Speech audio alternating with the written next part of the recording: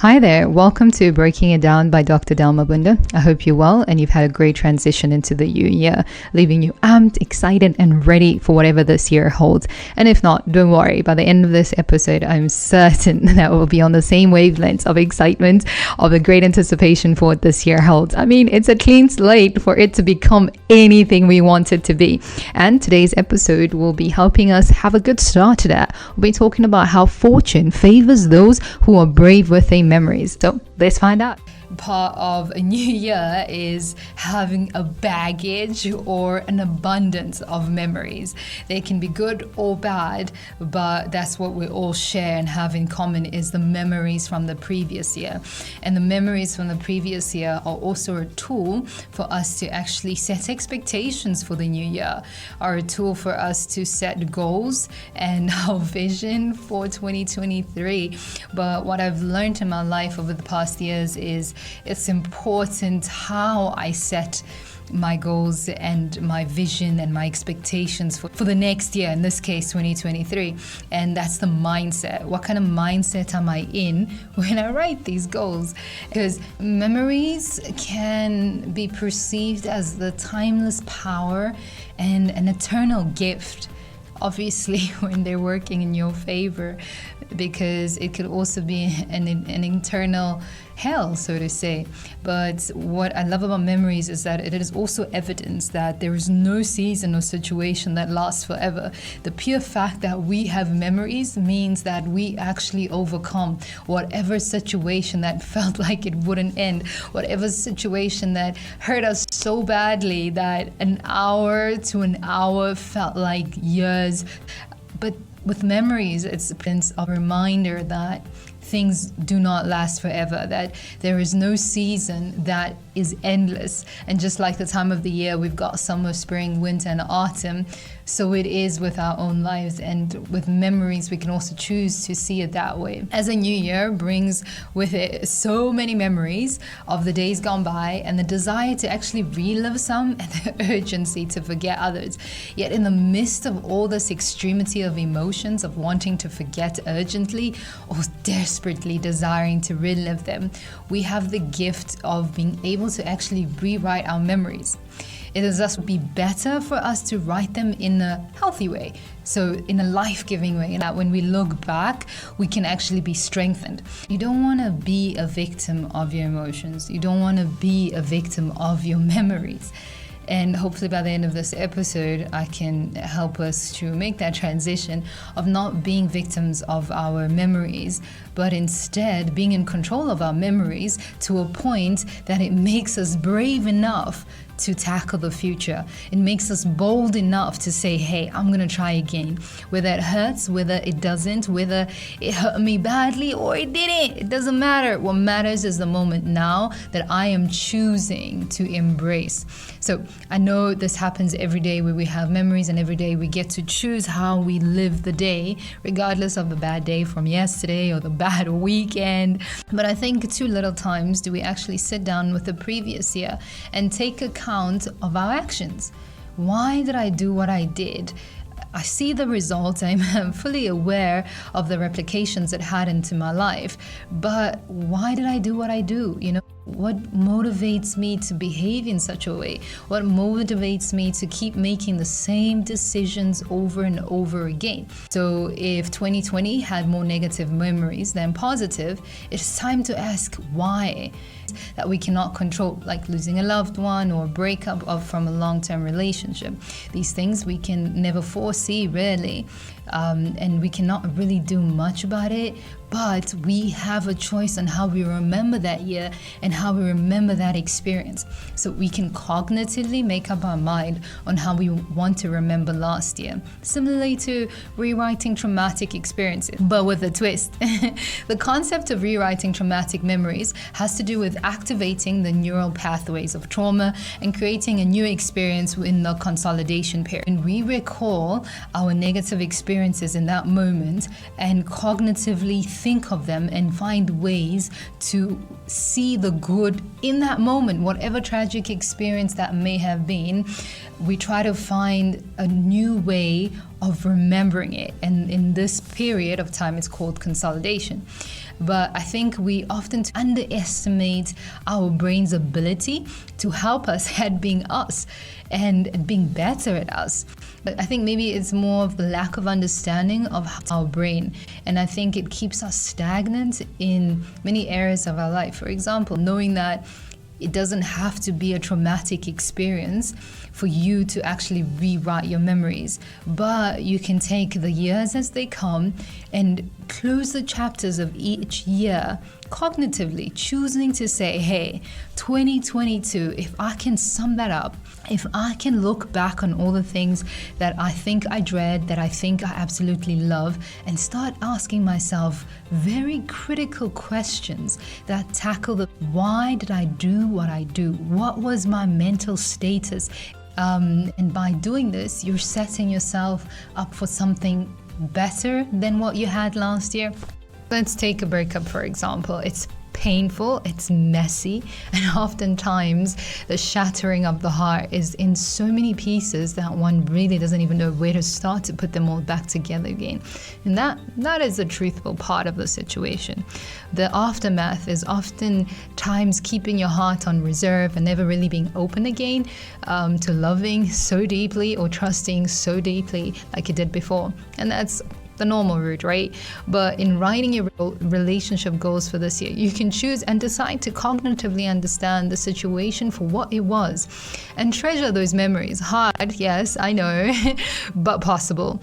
While you actually treasure the memories, you write those down and you hold those more dearly than the heartbreak and the pieces, while you actively make plans to move on to heal.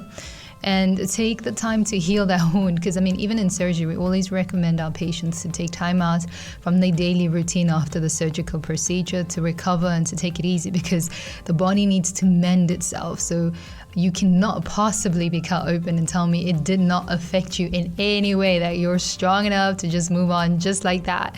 And it's not just not fair on you, but also on the new partner that you're going to get without moving on from the past with healing. That's the most important part. But anyways, more on that in February. So hopefully you'll tune in February, where we celebrate love and we break it down how we can actually do relationships better, how we can build up a new mindset to healthier and more rewarding relationships. So back to using our memories to building new mindsets to help us conquer 2020-23. Once you have rewritten your experiences of 2022 in a healthy way, this allows you or gives potential to making plans from a healthier place, from a healthier mindset, to be able to make better memories and not rewrite the past without knowing, because you cannot do better if you don't know better, right? So all of this, the rewriting of memories in a healthy way, is an effort to start a new year with a chance to focus on rewriting last year in a way that gives us the necessary momentum to chase our goals, to dream bigger dreams, and to fetch the life that you know you deserve. But it has to start with knowing better so you can do better. Another way of thinking about it is understanding your reasons, your motives for why you do the things that you do. For why is it that you have this particular way and pattern of going about and achieving the things that you desire in life? Because once you have that, you actually indirectly setting yourself up for a better chance at achieving all the New Year's resolutions that you set and all the goals that you aspire to achieve. Because we cannot start a new year with the hope of achieving something different if we're still functioning with the same mentality of last year. If you know better, you do better. But if you remain the same, how can you possibly expect different results? Like Einstein said, stupid is doing the same thing and expecting a different result. So let's tackle 2023 with a know it better attitude, because we're actually acquiring the necessary knowledge to be better. So take the month of January to better understand your mindset and then actually readjust your plans accordingly. In this way, you're able to actually have a sustainable plan for success for the year. Plan does not necessarily mean you're going to achieve your goals, but it's indirectly saying I'm setting myself up for maximum potential of success, for maximum potential of achieving what it is that I've set out to do. And that is so much better than not having a plan at all, because we know that a goal without a plan is merely a wish. So because I don't desire to have wishes my whole life, but I actually want the things that I wish, therefore I have to actually set goals. And how I go about in setting goals is based on how I see myself. I see myself as a 4-part being. For instance, I have a body, that's one, right? And I have a mind that governs the functioning of my body. And then I'm blessed with a soul and a spirit to actually experience life, the non-tangible things of life, like love, sorrow, peace, anger, and therefore I have to set goals for all those areas, because I personally desire to live out my maximum potential, whatever that may be. So I live with the intention of fully understanding what my body is capable of doing. I need to know, and hence I guess one can say that's why I study medicine. Then with my curiosity to what my mind can achieve if I just set my attention and my gaze on it, I've always wondered, and that led me to majoring in neurology and not psychiatry. And I always live in the awareness that there is a God that made me with a plan in mind. Therefore, I always seek to understand what the heck is this plan, and I'd really love to live it out, because it's like driving a Mercedes without fully understanding its horsepower, or driving a Ferrari and not understanding its horsepower. It's like always living beneath maximum potential, and for me, it's just like I can't fathom that. I need to understand the horsepower of anything that I drive or anything that I do in my life. And somehow in me understanding this from the perspective of my spiritual life, it has given so much richness and fullness to my soul in finding peace and joy. How that works, I have no idea. It's just something that I've actually experienced my whole life, and it's given me momentum and courage and peace to my soul that is so difficult to articulate, but it's an experience I totally wish for anyone to have. Because I see myself in the way that I do as a 4-part being, I then need to understand, how can I maximize this horsepower of a mind? How can I maximize this horsepower of a body, for example? So I need finances, for example, to change my vision from being a mere dream to a reality, because it requires finances. But if I never set specific goals for where I want my money to go, I'll never actually reach what I see in my head. I'll never see my dream come to reality, because I'm mismanaging my money. And therefore, it's important for me to set financial goals at the beginning of the year, for example. And then I need wisdom. To be a good doctor, I need wisdom. Therefore, I set career goals to guide me on how I can be better. How can I improve from merely knowing the basics to actually giving my patients the best maximal help there is out there. But that would require for me to actually set career goals. Therefore, I don't set them because I want to be better than anyone or the best from the crew. No, my motive is nearly being the best at being me. And when I am consistent at trying to be the best version of myself every time, the byproduct of that is sometimes you'll end up being the best in the industry, the best in whatever that you have set your heart and mind to actually doing. But the most important part there is that the success is a byproduct of the motive of just being better and consistent at being you. Therefore, I'm able to actually grow in my career ladder by not sacrificing myself or my morals or what's important to me. And also, I physically need to actually be fit enough to actually see my dreams come alive. Therefore, I set fitness and health goals because I want to ensure my lungs, my heart, and my muscles can carry me to my very prime years. And when those years do come, I actually enjoy them and I'm not burdened or having to pay so much money to other people to help me at keeping me up so I can actually enjoy my success. And that is why setting fitness goals is not just about looking good or having that six-pack, but it's merely understanding that everything that I am working towards every single day, if I am not healthy, it is in vain. I might as well just stop and not try at all. I might as well not give my best at today if I'm not going to take care of my physical body? Because at the end of the day, what I have is my body to carry me to all these places. If I'm not healthy, I'll end up being in bed, and that takes away more days at being productive. That takes away more days of chasing the dream or pursuing those goals and being absolutely closer than you were the previous day. But that is a choice one has to make. And by choosing to eat healthy, by choosing to work out, by choosing to go for a walk, by choosing to prioritize your health in your day, in your week, in your month, in your life, until it becomes a habit, is only doing you good, and all the goals that you sit and lie in bed dreaming about. So you might as well have a healthy motive as to why you want to stay healthy, so that you can actually be consistent until the very end of the year. So if you need to lose weight, ask yourself, why do I want to lose weight? So I can look good on Instagram, so I can get more likes, or so I can fit into a size 26 jean? I don't think that's sustainable, because come July, or come a tragic incident, or just life gets so busy, you'll never have enough motivation to actually get on the getting fit wagon if ever your motive was not for you and for the future self. Because if it's based merely on what you see now, it is a little harder to sustain than when you set a goal with the end you in mind. For example, smoking. I can smoke, and that's cool, that's fine, it might relieve the stress right now. But then a question I have to ask myself, what does that do for the future me? For example, in this podcast, my ability to actually speak might be hindered in the future if I continue to smoke.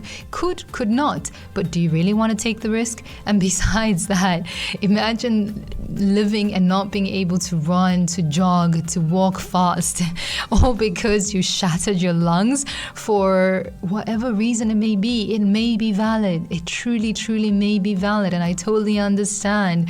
But sometimes it's about weighing the options of how valid it is now versus the consequences and how valid it would be in the future. So just a food for thought there. And lastly, part of my human experience and everyone's human experience is to love, to experience love, and to be loved, which means I need to actually nurture and grow my relationships. I need to set relationship goals, and not just the romantic ones, but also family, friends, colleagues, neighbors. Those small relationships contribute to how I perceive life, contribute to my daily existence, whether I am happier or I remain the same, or I'm just a grumpy person. Because if I have a good relationship with my neighbors, which is so minuscule probably in someone else's sight, but when I have a good relationship with my neighbor, my every interaction with them is always pleasant, and that leaves me in a good space. And we have so many other things in the world that weigh down and try to challenge us being in a good space. So why add, like a simple thing as having a good relationship with your neighbor next door, whether you barely see them or you don't. Always use small opportunities to give birth to the bigger picture, and that is being in a good space, that is being in a healthy space. But if you don't take advantage of the small things and think you need to just work on these bigger, grander things that everyone can see, oftentimes I've noticed that doesn't quite pay off. Because a lot of life is a reciprocating, right? So even if it's small, or if you keep sowing good to the small thing, whatever it may be, it will respond at some point to another. And why not? Why not? We could all do with some good news. We could all do with some good interactions. We could all do with some healthy, solid, authentic relationships. Even if it's from our neighbor, or from our boyfriend, or from our husband, or from our brothers and sisters, whatever it is, I think we could do with a little more good. But we have to actually take those small things a little more seriously and understand it is the small things that accumulate to becoming our human experience. And I don't know about you, but in this short time that we have, I'd like to be happy. I mean, I know that not every single day of every single moment I will be happy, happy, but I'd like to at least be at peace and have the changes of ups and downs in a constant thread of happiness. So the graph may go up and down, but there is a constant line in between all of that. And that is me being at peace, and that is me being happy.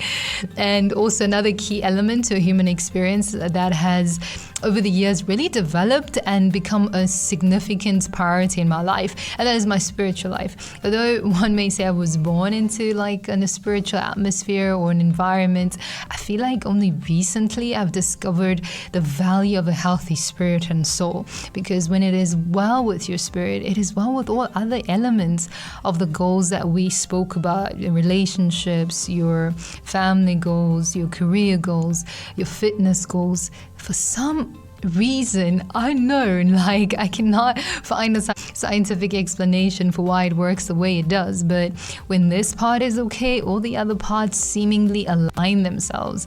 And for me, I set goals in this area so that I can live in the consciousness of the fact that I was created for a reason, and in being created for a reason, it means there's an ultimate plan, and you never create something for failure. Definitely not. I don't think you spend time and energy creating something to only see it fail. And therefore, when I always keep this in mind, I try to keep my connection and communion with the Father in harmony all throughout the year. The year is a bit long, more like all day, because the day is so challenging on its own, and so easy to forget your spirit. It's so easy to forget your soul. It's so easy sometimes to forget the things that we don't see in pursuit to all the things that we do. For example, when I go to the gym, if I hit hard enough at the gym, I start seeing those abs formulate, and that is always so motivating. But not a visible element, it's a little harder to get motivated. And that is why it's important to actually look at the elements of who you are or how you see yourself. For me, like I said, 4-part being, and setting goals for each and one of them, because if you do not plan, a goal is a mere wish, right? So if you desire to be happier, if you desire more peace, if you desire career growth, set a plan for it. And setting a plan does not necessarily mean on the 13th of February, I need to achieve that. No. But you need to understand your seasons and your times. And that's in the next episode, where we talk about understanding time, living in a way that time rewards you and not being tortured by time. And that, at the end of the day, really goes down to how do you perceive goals and how do you actually set goals. And that will help you start to see time in a different way. So tune in next week when we talk about time being a rewarding place instead of a place of torture. Now that I have understood why I need to set the goals, why do I even need to write down resolutions? Why do I need to sit down with a pen and paper and actually take it seriously, what I desire to achieve? And in conjunction with having rewritten the past experiences in a healthy way. Both of these two things, when you combine them, you actually place yourself in a position to write these goals in a different mindset, not the mindset of a victim of your previous mistakes or the failed attempts from last year or even from a broken heart. But this position instead allows you to set yourself up for maximum potential of success. The mindset of a healthy person with wisdom from past experiences, it helps you align yourself better to where you want to be and where you see yourself in the next coming year. Therefore, instead of being defined by your previous failures, I want to challenge you today to look at all those failures and to look at all those attempts and mistakes and everything that you think, if that hadn't happened, my life would have been different. I challenge you to actually write those things down. There's therapy in writing, trust you me. Write them down, sit down with a notebook and a pen and actually put it to paper. That which you think, if this had not happened in my life, I would have actually been in a better place. And when you write those down afterwards, I challenge you to actually reconsider how you think of them. So instead of the biggest failure or the biggest mess up of your life, think of it as a pivotal shift or a redirection to something better. But because you keep holding on to what could have been, you don't realize what could have happened if you let go. and allowed the redirection to lead you to something else, to lead you into a better place. You don't know, but what you do know is that you keep holding on to what didn't work and you're bitter for it. So you might as well try to let go of what you cannot change. Let go of what happened. Whether it's okay or not, life is sometimes unfair. But what life is fair on is opportunities. Opportunities, one, to rewrite our memories. And second opportunity is to try again. Instead of playing that broken record of your previous failed relationships, be bold enough to hold on tighter to the lessons that you learned in that relationship and confidently walk into the next one. Because you understand that what is meant for you will always find its way to you. So stop looking behind you and hoping that you'll have a different outcome. And also stop being shy about auditioning again because you didn't make the cut last year. Instead, be brave enough to admit that maybe you need to step up your game and do better, regardless if the playing field was fair or not. Because at the end of the day, it always leads to self-improvement, which technically means you win anyways. Even if you don't get the job that you wanted, you have the opportunity to make yourself better in order for the next time you enter the market to be an irresistible job candidate. It's a choice that you have. How you see it, how you write it down and define it allows you to have a different mindset in order to set the new goals. So if you see it in a negative light and if you see it in a bitter light, your goals, whatever that you want to achieve, is not coming from a healthy place. Instead, it will be coming from a place of bitterness. And when it comes from such a place, it only yields bitterness because you reap what you sow. A lot of life has shown us that whatever you sow, you cannot sow oranges and hope for apples. When we look around us, nature alone tells us we reap what we sow. So all of this just to simply remind you to never settle for being a victim of your memories. Instead, take control, take action with the immense power that you have to rewrite your memories in a healthy and balanced way. Like, why not? Why not? Why keep living being a victim of yesterday's memories when you have the opportunity today to write them in a way that makes your memories become your greatest assets and become the power of acceleration towards the life that you want. So allow the memories of the year gone by to be your servant and not your master, i.e. be the producer of your memories, not a victim of circumstances. Yes, life happened, but what did you do about it? Did you react or did you respond? So let the new year also be an opportunity for you to reset your memories in a way that serves you, in a way that propels you forward to the future that you desire. So I hope you may reconsider the purpose of setting goals in your life. Maybe what the heck, start dreaming again because you realize you don't want to let life happen to you, but you want to happen to life.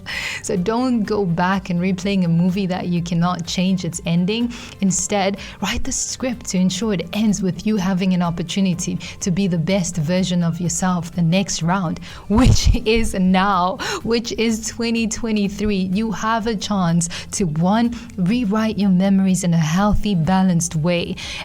Secondly, you have an opportunity to acquire a new mindset to living life, a new mindset to setting goals in a different way, to setting you up to actually achieve them. Because there's nothing frustrating than having goals and never ever attaining them. I truly believe that after this episode, you have a better perspective on goal setting. It's not just about writing down what you see in the future and putting time to it. It's bigger than that. It's greater than that. It is your whole life. It is basically saying, I want to be fit enough to live out my dreams. Therefore, I set healthy goals. I set eating goals. I want to be healthy and I want to be happy. Therefore, I sit down and I set healthy relationship goals. I want healthy interactions with the people around me.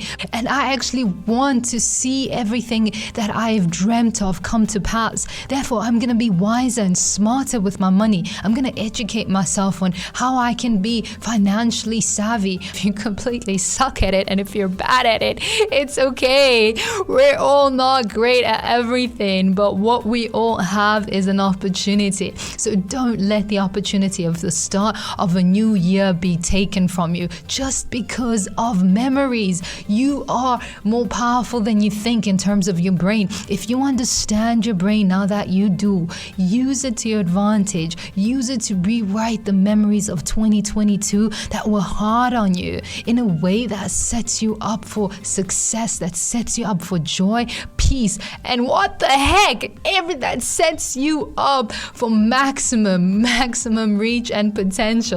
I'm super excited about what the future has for you. I'm certain that if you just take the moments and the hours to consider all the stuff that we spoke about, you will hopefully change a few things. You will hopefully chew upon it and do something different, because remember, we cannot be better when we don't know better.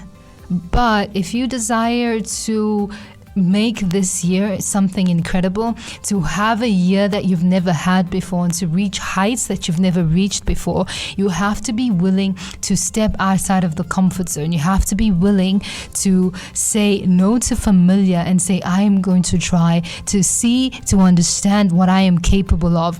What can I achieve if I just decide to say no to my comfort zone? If I decide to say no to the familiar mindsets and patterns that have oftentimes left me at the same place that I was in the beginning of the year, at the end of the year. Sometimes one just gotta say, no, I'm done. I'm done with the familiar. It doesn't pay. But I'm ready. I'm ready to try. I'm ready to try something new. I'm ready to give my all at being me the best way I know how. And with you tuning in every week, we can work together towards a sustainable, healthier you. Final thoughts. One is of caution, to pay attention to what I like to call the comfort mindset. And this is a place that we're all so familiar to. These are the patterns of our behavior. This is what makes you. This year, I challenge you to actually pay attention to what those patterns are and ask yourself, what are my motives? Why do I do the things that I do? What is my mindset? What am I actually thinking that's driving my behavior and patterns? If you want to see a lasting change, you need to start asking these hardcore questions that only you can answer. But when you do, the liberation that comes with it is incredible. So I really hope you take the challenge to ask yourself, and you take the word of caution to pay attention not to fall back into your old habits. And when you do, set reminders for yourself onto getting back onto the wagon. Or you can simply tune in and we can do this together the whole year. I'll be right there with you. We can journey on how to make this year different from what you've had before, using what you got in your brain. Thank you so much again for joining me. I hope you've enjoyed the episode as much as I've enjoyed the time. But let's continue the conversation on social media. I'd love to hear how you deal with bad memories, especially when making the transition from one year to another year. Do you deal with them? Do you suppress them? Had you been conscious of the concept before this episode? Let me know. Breaking it down with Dr. Del Mabunda. Find me on Instagram or Facebook. So, buon anno, happy new year once again, and keep breaking it down, everything that does not serve its purpose in 2023.